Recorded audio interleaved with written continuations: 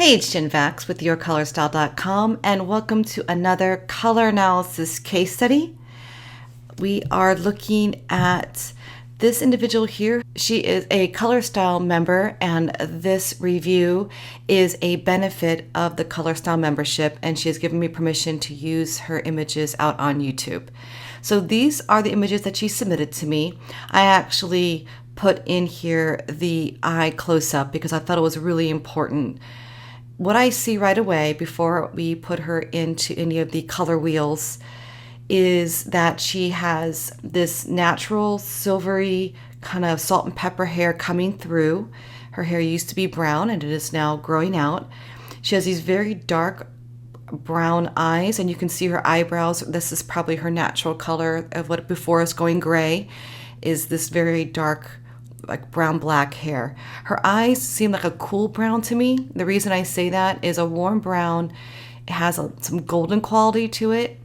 Based on these photos, I don't see really any golden quality. I just see really, really dark brown. So the other thing that I've noticed is that her skin seems to have warmth to it, but the more that I looked at her, I think this is a good example of olive skin where it comes across warm in photos, but it's not exactly with warm undertones. So I'm going to show you her in some of these colors and to give you some ideas of how I was thinking about her best color palette.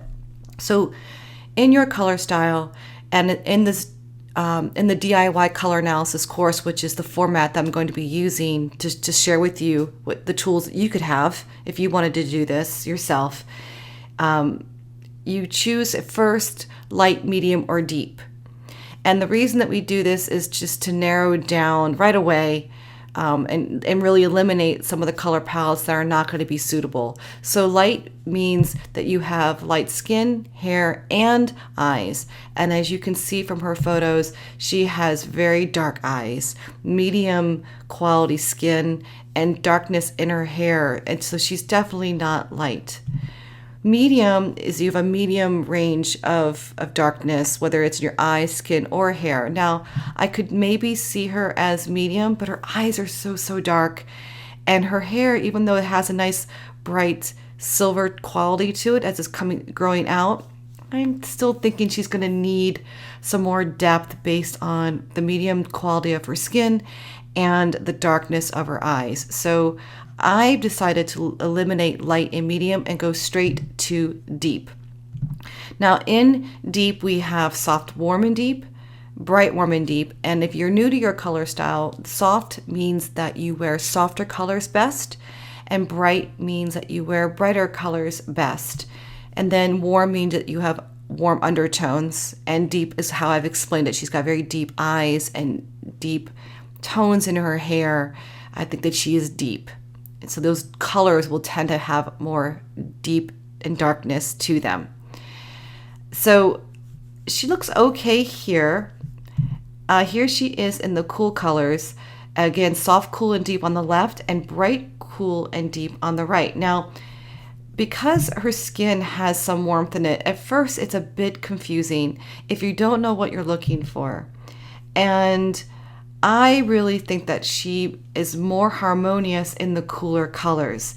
Even though she has some warmth to her skin, I see coolness in her eyes, coolness in her hair, and I think that this quality of skin, even though it has some tan to it, if you will, I don't see it being harmonious in the warm color palette as much as it is in the cool.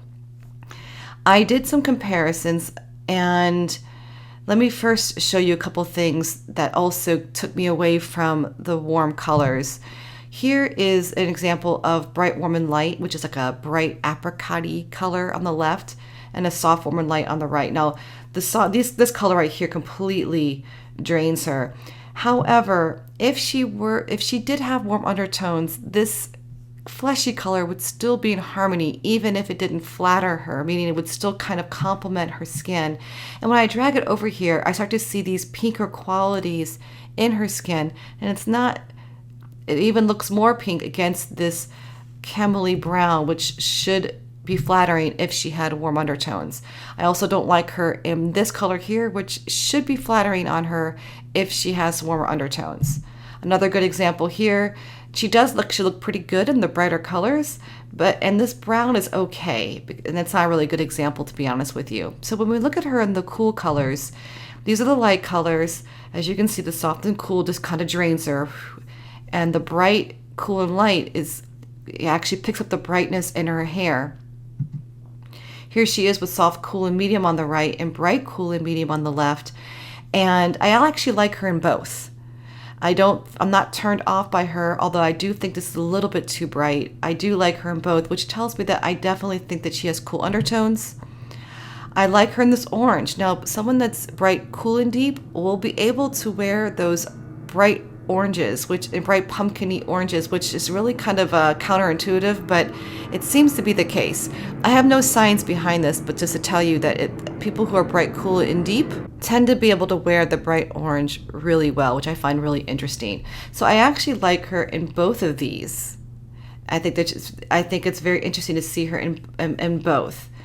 So when I look at her, narrowing it down now to soft, cool, and deep, and bright, cool, and deep, which one do I feel is more flattering? I went ahead and put a little circle of a blushing color here on her face. One on the left doesn't have it, just so it doesn't distract you. I usually colorize the lips, especially in a professional color analysis, but I wanted to be able to do this in a way that you could see, you could do this yourself in the DIY color analysis course. So I just did the little circle because that's the easiest thing to do. And I really do find this color palette very harmonious with her overall. When I put her in the bright, I also like her in the bright, but there's something that's very distinctly different about the two color palettes that's going to make me choose the soft, cool, and deep color palette, and that's this. She is absolutely harmonious in the soft, cool, and deep. I do like her in some of the brighter colors, just like I showed you previously, her in the bright pink ring. I actually liked her in the brighter colors. The difference here is that the bright, cool, and deep color palette is a very strong and very high contrast color palette. And think of black and white as geometric, light and dark, extremes in that color palette. And it typically is very flattering on someone that also has those same extremes in their coloring, whether it's bright blue eyes and dark hair, very blue-black skin and whites of the eyes, and you put that high contrast, like a white against that dark skin, you get that high contrast. This individual here doesn't have a lot of high contrast, even though she looks good in the brights and she's got cool and deep tones about her. And so that is why I'm choosing the soft, cool, and deep. Now, I do think that just because her everyday color palette is soft, cool, and deep, she should play with some of the brighter colors from the bright, cool, and deep color palette. I just think that she should stick with the more easy range of medium to deep colors versus doing the high contrast, which is the quality of the bright, cool, and deep. So soft, cool, and deep, and then play with some of the brighter colors as your personality suits in the way that you want, especially for special occasions, that kind of a thing. So soft, cool, and deep with some brights, and I hope that helps. If you would like to have access to the tools and information for the DIY color analysis course, it is exclusive to the ColorStyle membership. You can join the membership by going to yourcolorstyle.com/member.